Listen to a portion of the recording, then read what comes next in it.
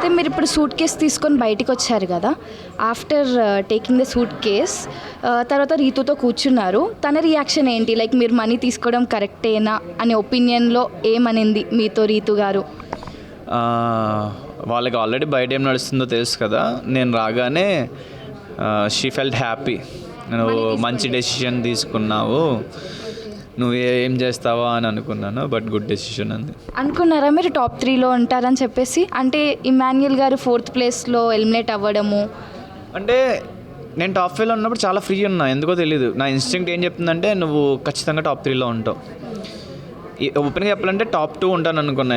Host sir పక్కన ఉంటాను, winner ఎవరు అనేది తెలియదు కానీ ఉంటానని అనిపించింది. ముందు రోజు ఇమాన్యుయల్ అన్న కానీ సంజన గారు కానీ ఎవరు అడిగినా లైట్ నేనైతే ఉంటాను, ఎవరు వెళ్తారో తెలియదు అన్నట్టే ఉన్నా.